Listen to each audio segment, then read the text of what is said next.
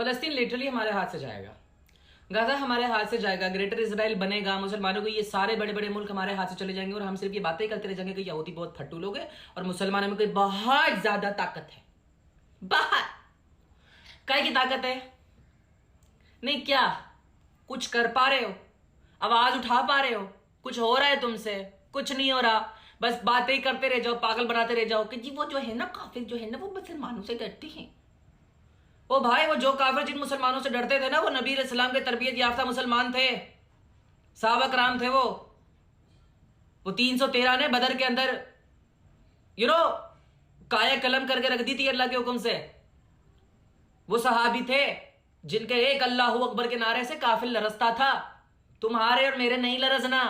नमाज पढ़ी जा रही है हमसे, कुरान पढ़ा जा रहा है हमसे। हम दीन का कौन सा ऐसा काम है जो फॉलो कर रहे हैं और अपने आप को इस खुशफहमी में रखा हुआ है कि जी काफिर हमसे बहुत डरते हैं और फूक के चले गए तुम्हें, लिटरली फूक के चले गए। और किसको कहते हैं फूकना? और कब काम आएंगे तुम्हारे लोग? हम ये नहीं कह रहे कि जाके उन पे मिसाइल मार दो या उन पे एटमी धमाका कर दो। एक तो ये हमारी आवाम को हर चीज में कोई जरा सा कुछ हो जाए तो ये फौरन एटमी धमाके पे आ जाते हैं कि जी एटमी धमाका करें, खत्म करें, 12 मिनट में खत्म करें। वो एक मैं व्लॉग देख रहा था एक बंदे का कि पाकिस्तान के पास ऐसा मिसाइल है कि जो मारेगा तो 12 घंटे में इजराइल तबाह हो जाएगा। अच्छा, वाओ, थोड़ा और इश्तियाल दिलाओ, थोड़ा और लोगों को मिसगाइड करो, क्योंकि तुम्हें पता है तुम्हारी साथ नस्लें भी नहीं मार सकती वो 12 मिनट वाला मिसाइल। बस पुड़ करने के लिए आगे बैठे में जी हमारे इस चैनल को भी सब्सक्राइब कर दीजिएगा। लोग कर दिया, खुश हो गए भाई, मिसकंसेप्शन फैला के भागे बढ़ो। हमें पता है इंडिया तैयार बैठा है हम पे अटैक करने के लिए, अनकरीब हम इंडिया के अटैक भुगतेंगे। हमें पता है कि जो हाल गाजा में फलस्तीन में उन बेचारे मुसलमानों का यहाँ ये हमारा होने लगा है थोड़े टाइम में, ये हमें पता है, हम बहुत अवेयर है इस चीज से। भारत ने फूक के रख देना है हमें भी, क्योंकि हम सिर्फ बातें करते रह जाते हैं कि हम बहुत नंबर 1 है। किस चीज में नंबर 1 है? बोंगिया मारने में। और उस चीज में तो हो सकते हैं क्योंकि बड़ी हम सही मार रहे हैं, दही लाके चाटता हूं सबर। अब मैं जरा मेरी फौज से थोड़ी सी गुफ्तगू करना चाहूंगा कि देखें बराए मेहरबानी सर, हमारी बहुत उम्मीदें हैं, हमारी बहुत उम्मीदें हैं।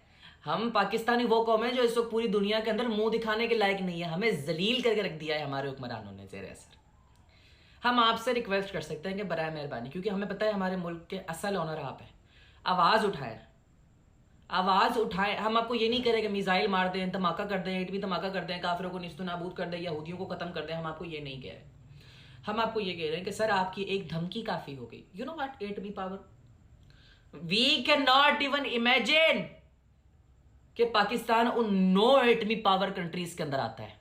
ये बहुत बड़ा अल्लाह का करम है, अल्लाह ने किसी वजह से इसको एटमी पावर बनाया है। तो बराए मेहरबानी हमारा काबा बचा ले, बचा ले, कोशिश करे बच जाएगा।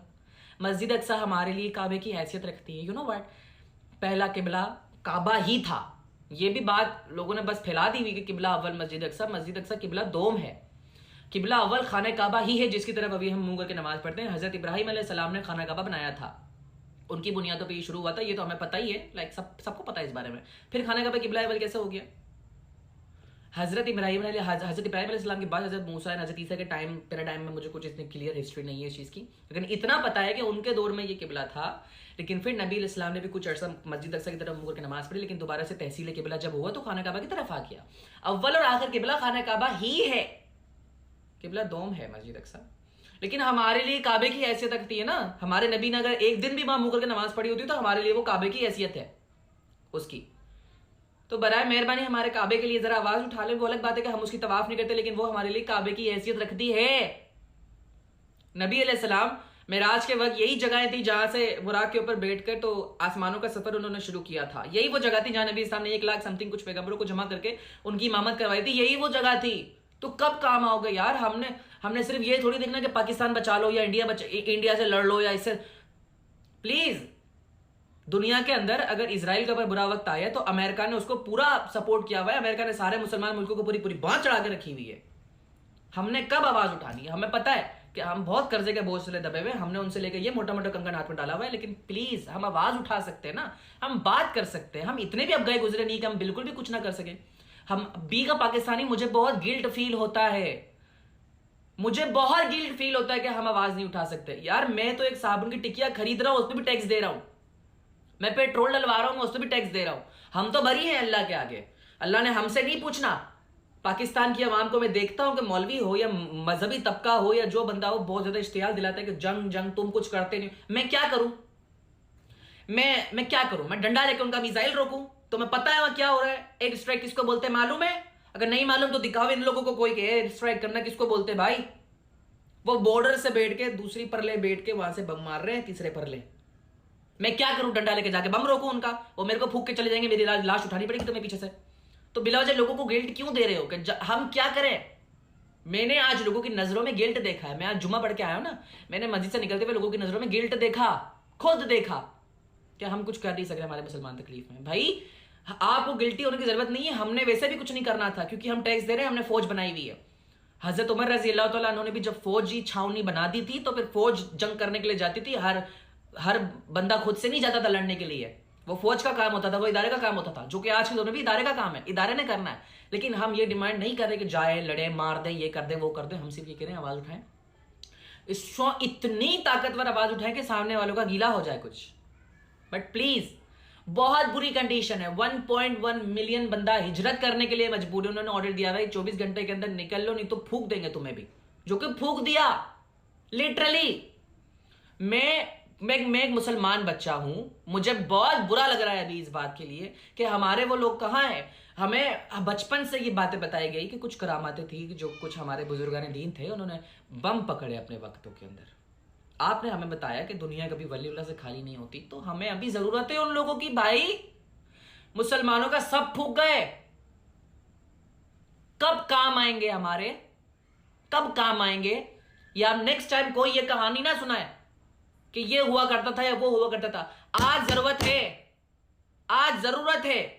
अगर आज कोई काम नहीं आ रहा सो देन सॉरी।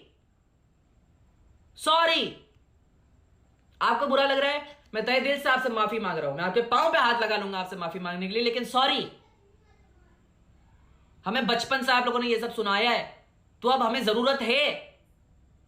हमें जरूरत है उन नजरों की जो निगाह मार के उनका बेड़ा गर्क कर दे। हमें जरूरत है ना। हमारा काबा को हमारे हाथ से छीन के ले जाएंगे, हम कुछ नहीं कर सकेंगे। हम सिर्फ झोलियां उठा उठा के कुनूत तो नाज़िला पढ़ते रह जाएंगे, जिससे ऐसा नहीं होना जी। अल्लाह कुछ क्यों नहीं करता? तो अल्लाह ने अपने हजरत इमाम हुसैन की गर्दन पे छुरी फिरते हुए भी देखी भाई। अल्लाह ने 6 महीने के लिए असगर पे गले में बर्छी लगते हुए भी देखी। अल्लाह ने यजीद के दौर के अंदर खाने काबा की दीवार टूटते हुए भी देखी मंजरी के हमलों के जरिए। वो खाली एक बार हुआ था कि अबाबील का लश्कर आया था जिसने खाने काबा को बचाया था, बार बार ऐसा नहीं हुआ। क्योंकि अल्लाह ने तुम्हें ताकत दी है, बेपनाह ताकत दी है, एटमी पावर बना दिया पाकिस्तान को। दूसरे इतने इस्लामी मुल्क के, और बहुत अमीर है वो इस्लामी मुल्क भी। अब आसमान से अबाबीलें नहीं आएंगी। इन गलत फहमियों में जिंदा मत रहना कि अब अबाबील आएंगी और सलाउद्दीन अयूबी साहब आएंगे रहमतुल्लाह अलैह। अब इस गलत फहमी में मत रहना। अल्लाह ने बहुत नवाजा है, यकीन मानो गरक कर दिए जाओगे अगर आवाज नहीं उठाओगे उनके लिए। इमेजिन करो अपने आपको इस सिचुएशन में, इंडिया बम मार दो, तुम वहां बैठ के मेरी वीडियो देख रहे हो, मैं यहां बैठ के वीडियो पोस्ट कर रहा हूं, हम क्या करेंगे? तुम क्या चाहते हो? मैं डंडा लेके उनको रोकूं? मैं ये डंडा दिखाऊं उनको? वो यही चढ़ा देंगे मेरे अंदर। अवाम को गिल्ट नहीं होना चाहिए कि हम कुछ कर नहीं रहे। भाई हमने कुछ करना भी नहीं था, हमने सिर्फ आवाज उठानी थी, दुआएं करनी थी, जो हम कर रहे हैं। हाथ हिलाने का काम हमारे हुक्मरानों का और हमारी फौज का है कि जिनसे मैं ना उम्मीद नहीं हूं, इंशाल्लाह वो अपने हिसार में रहकर पूरी कोशिश करेंगे। मैं ना उम्मीद नहीं हूं, मेरी उम्मीद है मेरी फौज से, बाकी और किसी से नहीं है। सारे बेगैरत है, कोई आवाज नहीं उठाएगा। लेकिन प्लीज आप लोग उठा लें। वो सारे अरब मुल्क तो वो ये बड़ा बड़ा कंगन हाथ में डाल के बैठे हुए बज रहा है उनका। आपसे हमारी उम्मीद है, आवाज उठाएं बराए मेहरबानी और कोशिश करें उनके लिए कुछ करें। Thank you so much.